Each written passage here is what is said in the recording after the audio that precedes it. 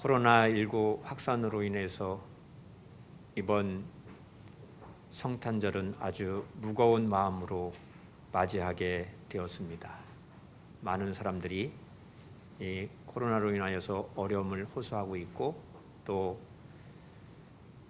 치료받지 못한 사람들이 기다리다가 생명을 잃는 그러한 문제들이 발생이 되고 있습니다. 그럼에도 불구하고 주님께서 우리에게 참 기쁨을 주시고 평안을 주시는 성탄절이 되었습니다. 우리 옆에 성도님과 함께 이렇게 인사를 드릴까요? 주님께서 주시는 참 기쁨과 평화가 우리 마음 가운데 가득하기를 원합니다. 인사합시다. 주님께서 주시는 참 기쁨과 평화가 여러분들 마음 가운데 충만하기를 바랍니다. 감사합니다. 오늘 본문 말씀, 우리는 인생을 두고 마음속에서 떠나지 않는 질문이 있습니다. 나는 왜 이 시대에 이 세상에 태어났을까? 나 자신이 세상에 오는 것을 알지 못하고 왔기 때문에 의도된 그런 목적은 없다고 말할 수 있을 것입니다. 하지만 한 번뿐인 내 인생을 살다 보니 내가 참으로 중요한 존재라는 사실을 깨닫게 되는 것입니다. 언제부터인가 나는 우리 가정에, 우리 집안에 아주 중요한 사람이 되었고 또 이 사회에, 직장에 아주 필요한 사람이 되었습니다. 그리고 교회에서 없어서는 안 될 하나님의 일꾼으로 세움을 받았다는 사실을 알게 되었습니다. 내가 이 세상에 온 의미와 보람이 이렇게 이루어지고 있음을 우리가 경험하면서 살고 있습니다. 내가 의도한 것이 아닌데도 그렇게 우리는 살고 있습니다. 이것은 우리가 알기 전에 전능하신 하나님께서 미리 정하시고 택하셔서 이 세상에 부모님들을 통해서 오게 된 것이죠. 이렇게 하나님의 자녀로 살게 된 것은 결코 우연이 아닌 것입니다. 하물며 예수 그리스도께서 이 세상에 오신 일이 어찌 그냥 일어난 일이 되겠습니까? 이제 우리는 주님이 다시 오실 대림절의 마지막 주일을 맞이하였습니다. 오늘 누가복음 2장 말씀을 묵상하면서 주님이 오신 기쁜 소식을 먼저 들은 사람들의 이야기를 살펴보면서 은혜 받는 귀한 시간이 되었으면 좋겠습니다. 성탄절이 다가오고 있습니다. 예수 그리스도께서 세상에 오시는 방식은 인간의 생각을 초월합니다. 마찬가지로 예수님의 재림의 때에 임하실 방법도 우리는 알지 못합니다. 성경에서 알려준 그 말씀밖에 모릅니다.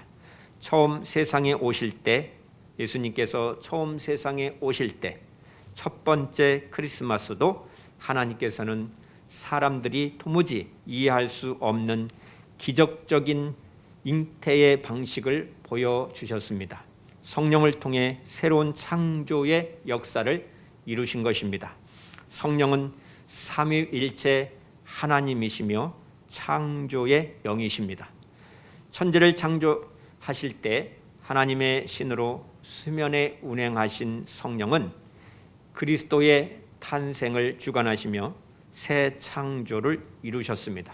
그래서 육신의 부모가 되는 사람들은 성령으로 잉태된 것을 이해하지 못하였습니다. 마리아와 약혼한 요셉은 하나님께서 기뻐하는 의로운 사람이었다라고 성경은 기록하고 있습니다. 아직 동거하지도 않은 약혼녀 마리아가 잉태했다는 소식을 들었을 때 요셉의 심정은 어떻겠습니까? 고뇌로 가득하여 참담함을 금할 길이 없었을 것입니다. 그래서 드러내지 아니하고 가만히 끊으려고 하였다라고 성경은 기록하고 있습니다. 사랑하는 사람의 허물을 덮어주면서 신중하게 일을 처리하는 요셉의 그 배려를 엿볼 수 있는 것이죠.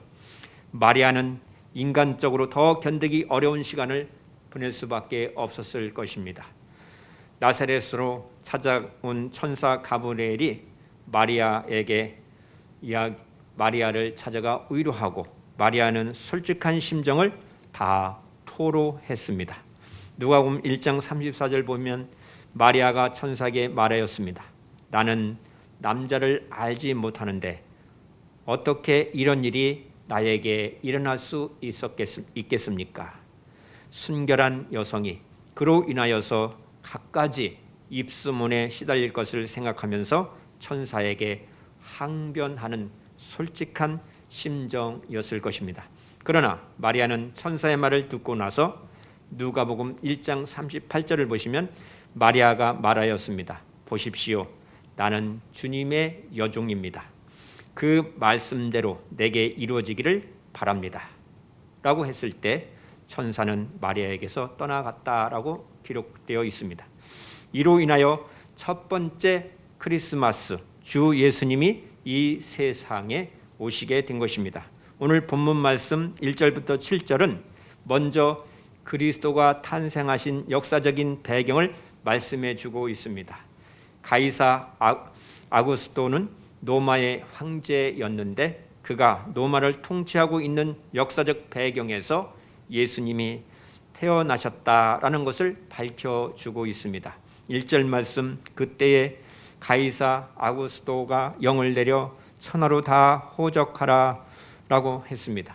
4절에서 5절을 보시면 요셉도 다윗의 집 족속이므로 갈릴리 나사렛 동네에서 유대를 향하여 베들레헴이라 하는 다윗의 동네로 그 약혼한 마리아와 함께 호적하러 올라가니 마리아가 이미 잉태하였더라라고 말씀하고 있습니다.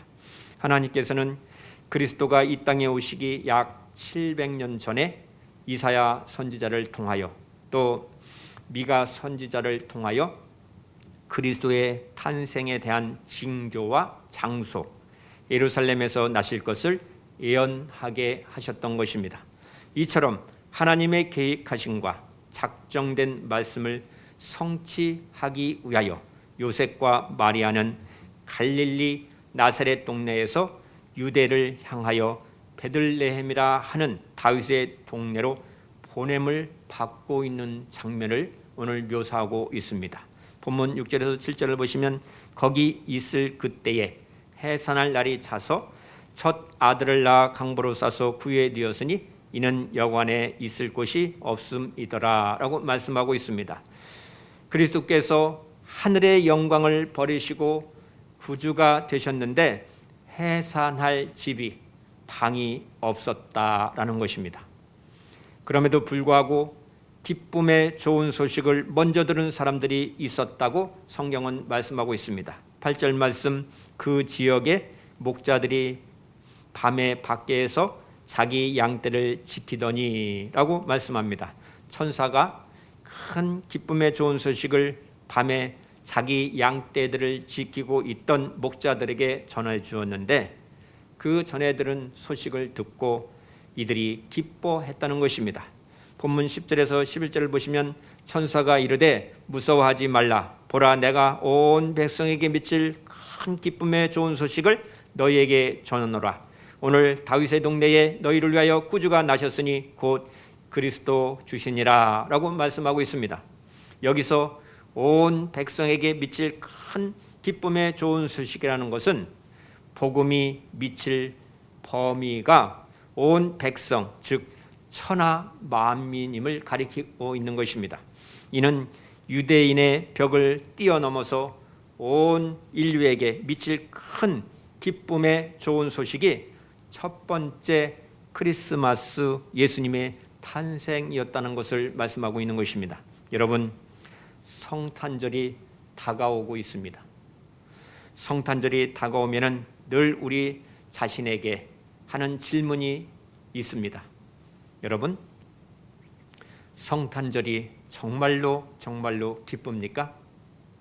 한번 나 자신에게 질문을 해보시기 바랍니다. 우리가 제가 어렸을 때 경험한 성탄절은 1년 중에 가장 기쁜 날이었습니다. 왜냐하면 시골에 한 멀리 떨어져 있는 교회에 가면 선물들 주고 또 선생님들이 아주 재밌는 이야기들을 전해주고 그러한 시간을 기대하면서 있었기 때문에 그 1년 중에 가장 기쁜 그러한 날이었습니다. 그저 마음이 들떠 있었습니다. 아주 좋기만 하였습니다. 그 날을 기대만 했습니다. 무언가 마음속에서 설렘과 기대로 가득하였던 그때를 연상해 봅니다. 그런데 어느덧 특히 올해에는 성탄의 기쁨을 느끼지 못하는 그러한 상황 가운데서 우리의 마음이 무겁기만 합니다.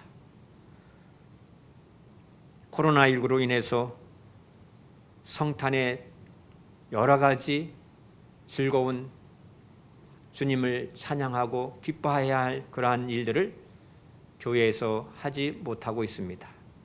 늘 성탄절 이브 시간에 교회에서 교회학교 어린이들 그리고 어른들도 함께 아주 기쁜 시간들을 만들어서 보내고 했는데 그런 일들을 하지 못하게 되었습니다. 성탄절의 기쁨이 사라진 이유는 성탄의 주인공이신 예수님이 2000년 전에 예수님이지 지금 우리와 함께 계신 예수님이 아니라라는 생각 때문에 성탄절이 즐겁지 않게 될 수도 있는 것입니다. 사랑하는 여러분, 내가 가장 사랑하는 사람의 생일이 되게 되면 어떻게 됩니까? 사랑하는 사람을 위해서 돈을 씁니다. 그리고 좋은 선물을 준비하면서 전해주죠. 그냥 전해줍니까? 사랑하는 사람이 가장 기쁜 마음으로 받을 수 있도록 또 행복한 마음이 가득하도록 또 깜짝 이벤트를 만들어서 온갖 아이디어를 다 짜내어 축하하는 그러한 일들을 하지 않습니까? 그러면 오늘 우리의 상황, 잃어버린 성탄절의 기쁨을 어떻게 다시 되찾을 수 있을까요? 여러분, 예수님은 지금 우리와 함께 계심을 믿습니까? 대답을 안 하시네요. 여러분, 예수님이 나와 함께 하심을 믿습니까? 이 사실을 믿어야 하고 또 주님을 만나야 하는 것입니다. 그러면 어디서 예수님을 만날 수 있을까요?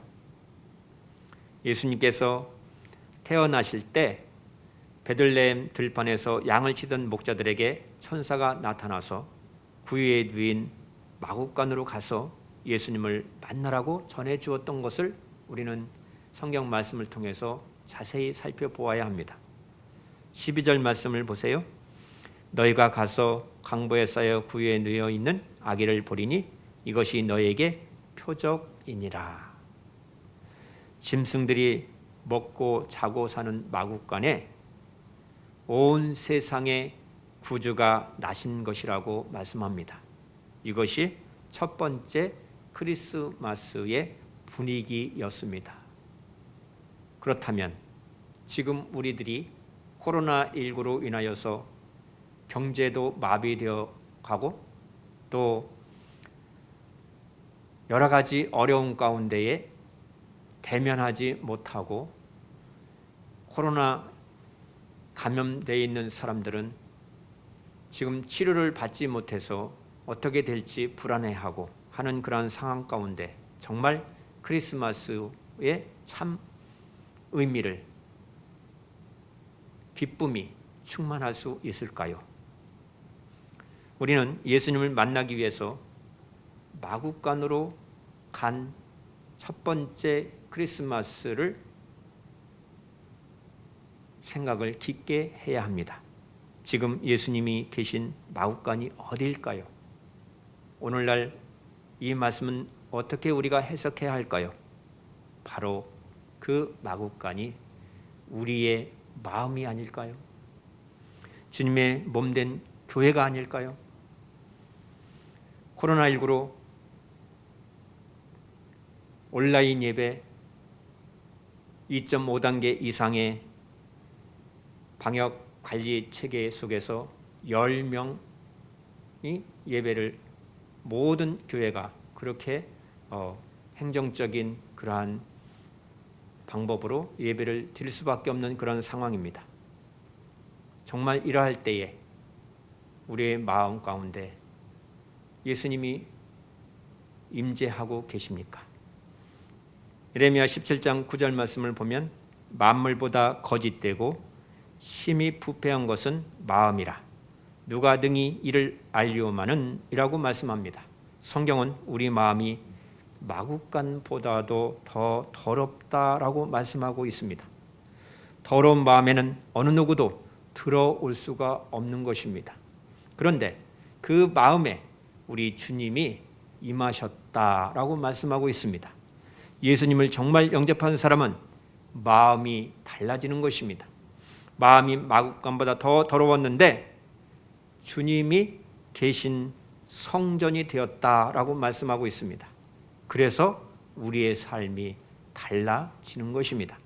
사도 바울은요, 예수님을 영접한 빌립보 교인들에게 이렇게 말씀하였습니다. 빌립보서 2장 2절과 4절 말씀을 보시면 마음을 같이하여 같은 사랑을 가지고 뜻을 합하며 한 마음을 품어 아무 일에든지 다툼이나 허영으로 하지 말고 오직 겸손한 마음으로 각각 자기보다 남을 낮게 여기고 각각 자기 일을 돌볼 뿐더러 또한 각각 다른 사람들의 일을 돌보아 나의 기쁨을 충만하게 하라라고 가르쳐 주고 있습니다. 우리가 근본적으로 이기적으로 욕심 덩어리인 인간의 모습으로 살고 있습니다. 어떻게 이러한 일들이 일어날 수 있습니까? 사도 바울이 그 답을 말씀해 주고 있습니다.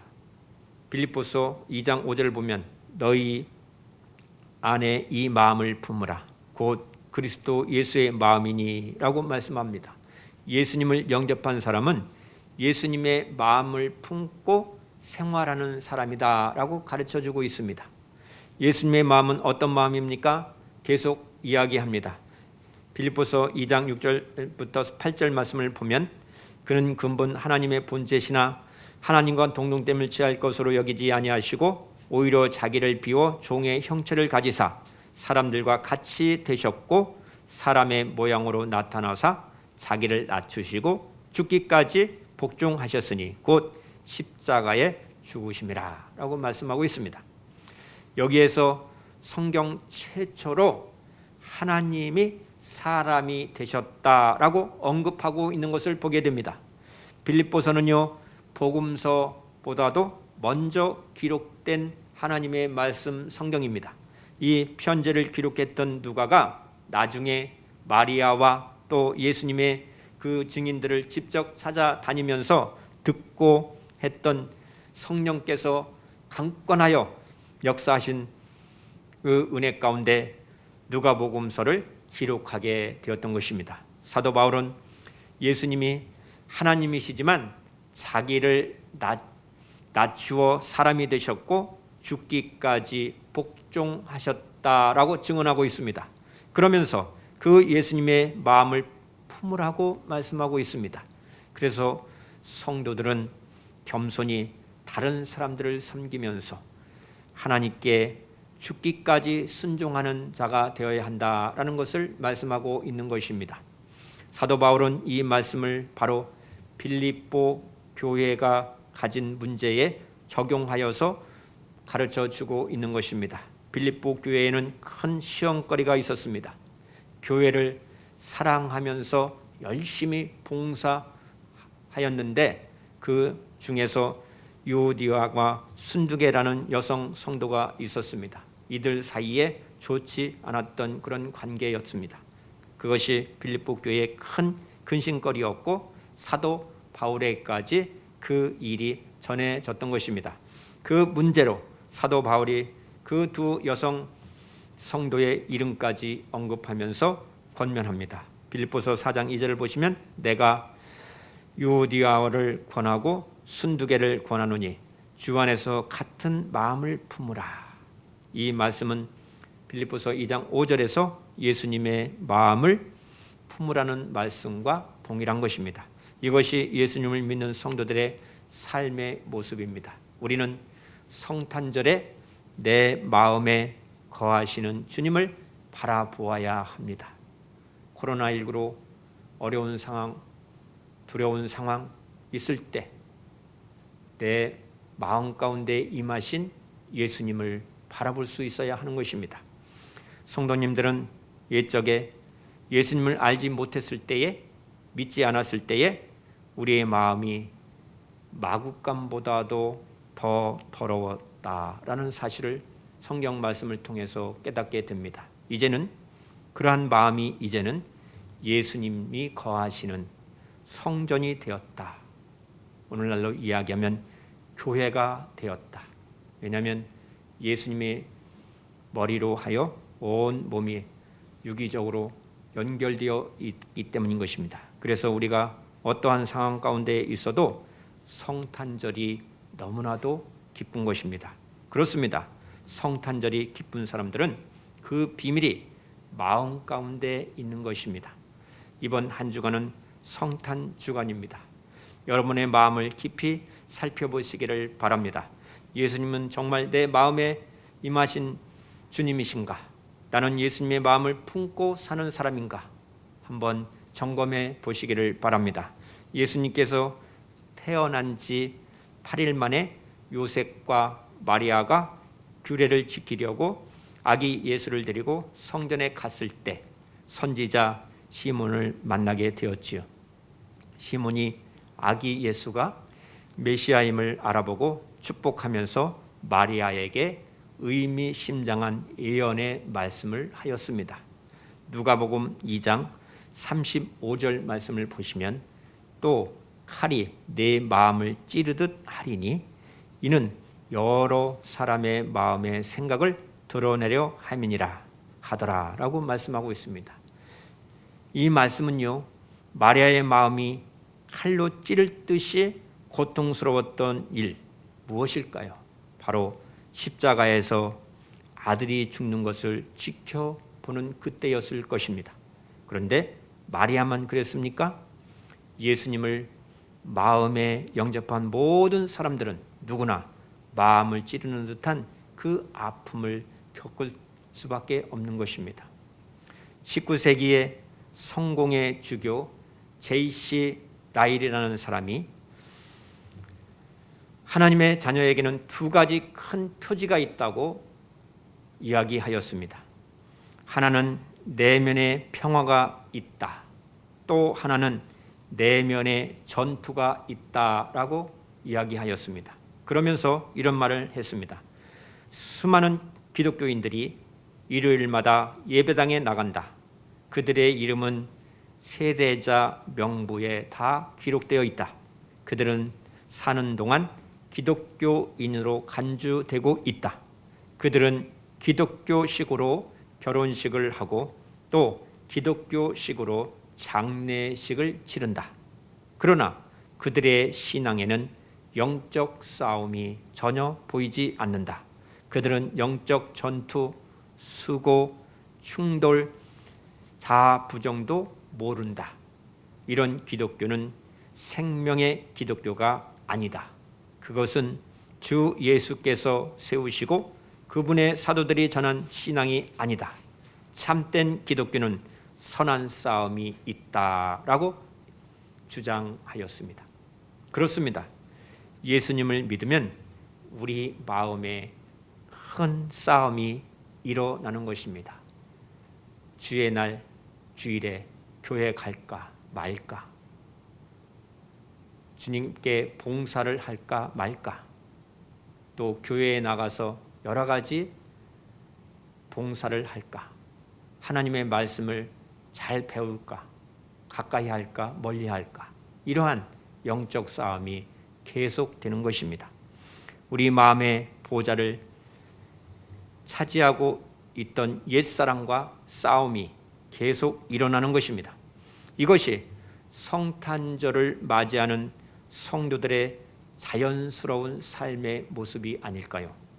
예수님의 마음으로 살라라고 했습니다. 그것은 예수님과 함께 생각하고 예수님과 함께 살고 예수님과 함께 동행하는 그러한 신앙생활을 말하는 것입니다. 그렇기 때문에 어떠한 상황 가운데 있다 할지라도, 코로나19로 어려운 상황 가운데 있다 할지라도 성탄절이 기쁨이 충만해야 한다는 것을 성경은 가르쳐주고 있는 것입니다.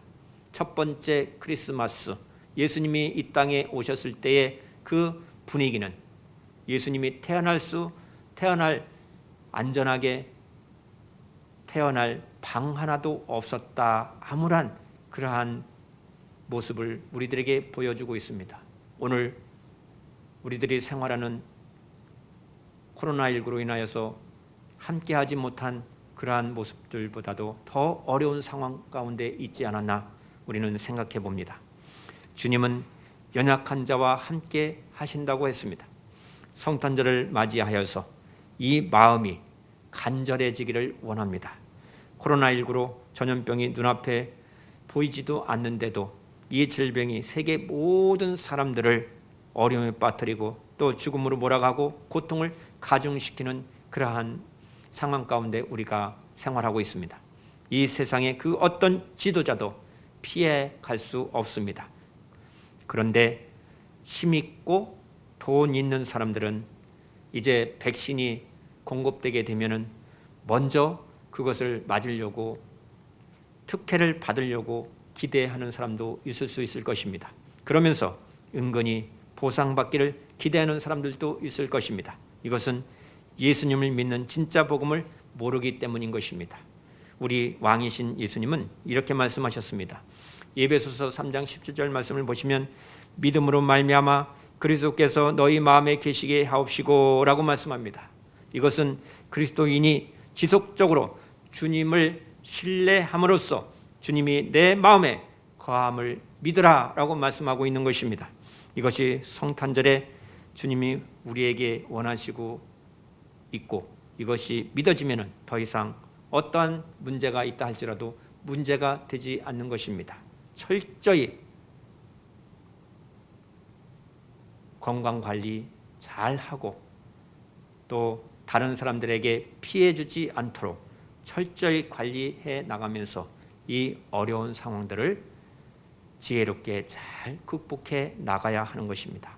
예수님이 함께 하시는데 무엇이 문제가 되어 두려워 떨고 있을까요? 성탄절의 기쁨을 어디에서 찾을 수 있을까요? 여러분들의 마음에서 찾아야 하는 것입니다. 내 마음 가운데, 내 심령 가운데 오신 주님을 기뻐하고 감사하고 주님이 주시는 참 평안을 가지고 우리는 주님과 늘 교통하는 그러한 삶을 살아야 합니다. 이제부터는 주님의 마음을 품고 사는 저와 여러분 되시기를 바랍니다. 첫 번째 크리스마스 기쁜 소식을 전한 천사의 말을 들었던 사람들은 두렵고 떨렸지만 온 백성들에게 이 기쁘고 좋은 소식을 전하는 사람들이 되었고 하나님께 영광을 올리고 하나님을 찬양하는 사람들이 되었음을 우리는 기억해야 합니다. 사랑하는 성도 여러분, 목자들은 천사가 전해준 말을 듣고 지체하지 아니하고 순종하는 마음, 겸손한 마음을 가지고 믿음을 가지고 즉각 순종하여 베들레헴으로 갔다라고 말씀하고 있습니다. 이들은 성탄의 기쁜 소식을 먼저 전하는 사람들이 되었습니다. 이번 성탄절이 막강 같은 우리 마음 가운데에 임하신 주 예수님을 만나시고 또 성탄의 기쁨을 가지고 주님께서 주시는 참 평안을 가지고 이웃들에게 성탄의 소식을 증거하여서 하나님께 영광 올려드리고 우리 가정에, 우리 삶의 공동체에, 우리 교회에 성탄의 기쁨과 평화가 충만하도록 더욱더 주님을 바라보고 영광 올려드리는 우리 성도들이 다 되시기를 주의 이름으로 축복합니다. 기도합니다. 하나님 감사합니다.